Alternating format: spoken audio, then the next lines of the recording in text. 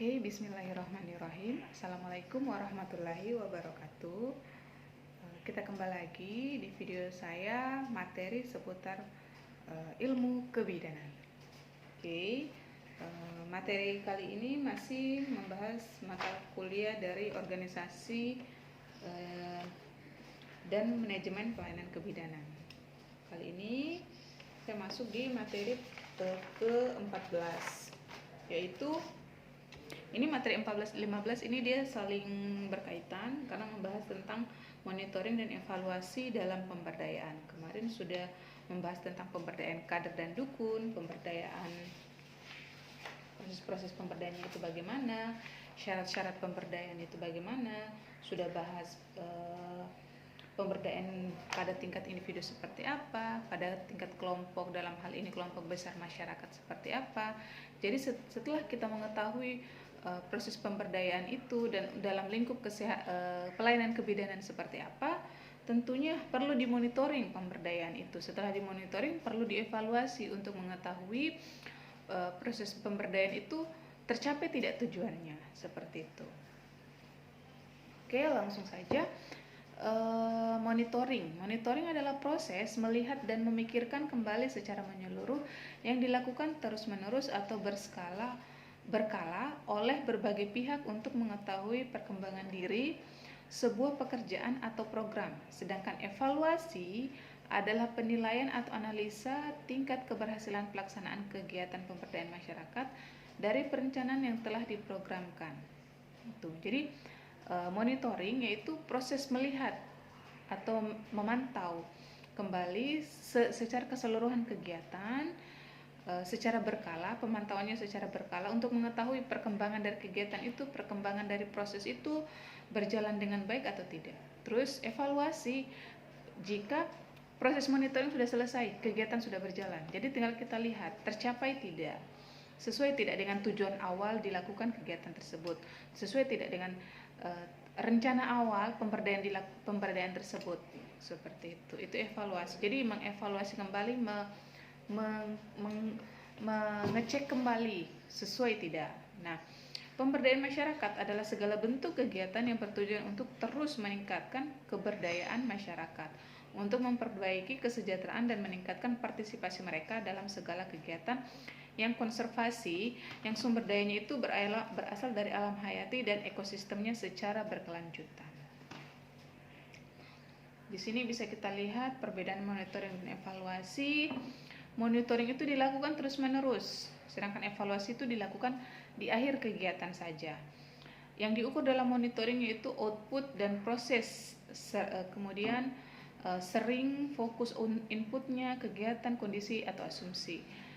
Kalau sedangkan di evaluasi yang diukur itu hanya dampak jangka panjangnya dan kelangsungannya, seperti itu. Kemudian sumber informasi pada monitoring itu sistemnya rutin, survei kecil, dokumen internal, dan laporan. Itu informasi yang didapatkan atau sumbernya untuk melakukan monitoring. Sedangkan untuk evaluasi, sumber informasinya itu seluruh dokumen eksternal dan internal, laporan asesmen dampak, riset, dan evaluasi. Kemudian pengguna dari monitoring itu manajer dan staff. Sedangkan evaluasi penggunanya itu manajer, staff, donor, pemberi dana, kemudian klien, stakeholder, organisasi lain. Jadi semua itu menggunakan hasil evaluasi, sedangkan monitoring yang menggunakan itu hanya manajer dan staff, hanya orang di dalam saja.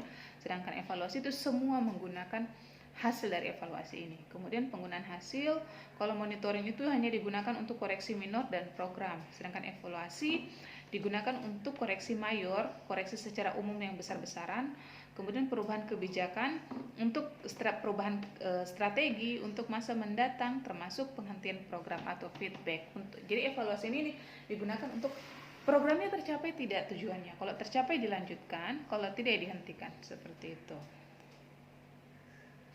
Kemudian prinsip monitoring dan evaluasi program pemberdayaan. Prinsip-prinsip monitoring dan evaluasi dilakukan secara objektif guna mendapatkan data dan informasi yang akurat. Contoh yaitu prinsip-prinsip itu partisipatif tentunya. Banyak pihak yang terlibat dalam mulai dari proses perencanaan hingga proses evaluasi. Kemudian transparan. Transparan itu pertanggungjawabannya jelas, dilaporkan secara transparan, secara terbuka, tidak ada yang disembunyi-sembunyikan.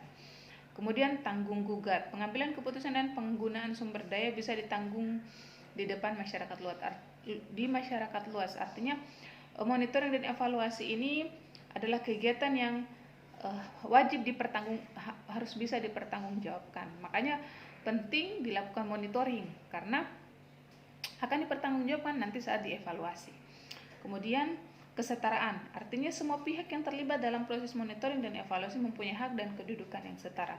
Sama-sama kerja, sama-sama melakukan monitoring sehingga saat melakukan evaluasi hasilnya tercapai. Jika tercapai sama-sama akan mendapatkan manfaat, kalau tidak tercapai sama-sama akan tidak mendapatkan manfaat.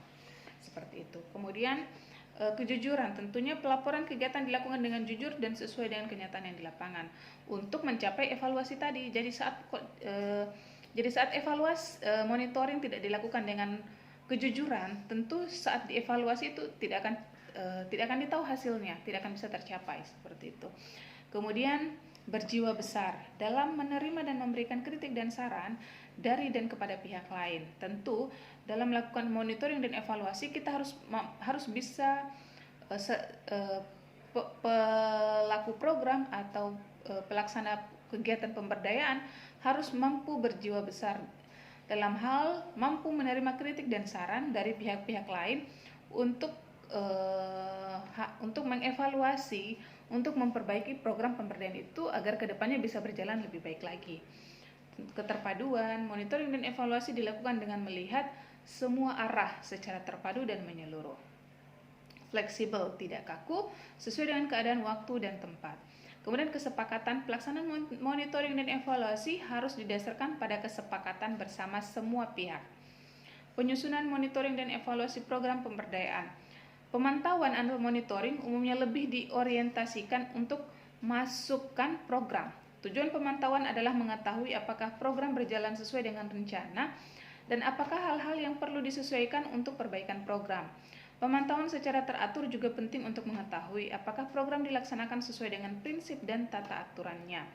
Hal ini mencakup pemantauan apakah prinsip tata pemerintahan, prinsip pemberdayaan masyarakat, partisipasi masyarakat, mutu teknis pekerjaan, penggunaan dana dan kepatuhan pada tata aturan lingkungan hidup dan sosial sudah diikuti.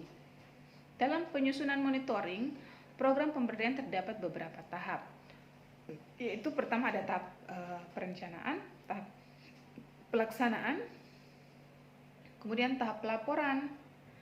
Ini 3 tahap yang dilakukan dalam penyusunan monitoring pemberdayaan, program pemberdayaan. Kita mulai di tahap perencanaan. Tahap perencanaan dilakukan dengan mengidentifikasi hal-hal yang akan dimonitor, variabel apa yang akan dimonitor, yang akan dipantau, serta menggunakan indikator mana yang sesuai dengan tujuan program. Jadi tahap perencanaan itu kita mengidentifikasi, kita memilah-milah, kita melihat, menilai hal-hal apa yang harus dimonitor di program itu.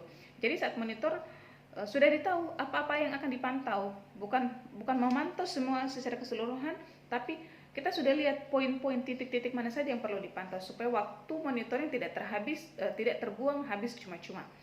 Kemudian tahap pelaksanaan. Saat tadi sudah selesai di tahap perencanaan, kita sudah tentukan apa yang akan kita monitor, kita masuk di tahap pelaksanaan. Tahap pelaksanaan, tahap ini untuk mengukur pelaksanaan program dari kegiatan yang sudah direncanakan. Adapun indikator yang dapat diukur pada waktu pelaksanaan kegiatan yaitu adalah ketetapan dan pengelolaan waktu pelaksanaan kegiatan. Tetap pengalokasian waktunya jelas, tidak, kemudian ketetapan penggunaan metode yang digunakan. Adanya penjelasan yang sesuai dengan penggunaan metode, penggunaan media yang sesuai dengan harapan metode, melaksanakan evaluasi pembelajaran, adanya tindak lanjut dari program tersebut. Dan yang terakhir yaitu tahap pelaporan. Tahap ini adalah menentukan apakah prestasi kerja dan output yang dicapai itu sudah memenuhi standar yang sudah ditentukan, dan di sini terdapat tahapan evaluasi yaitu mengukur kegiatan yang sudah dilakukan. Kemudian evaluasi program pemberdayaan. Itu tadi monitoring, ya.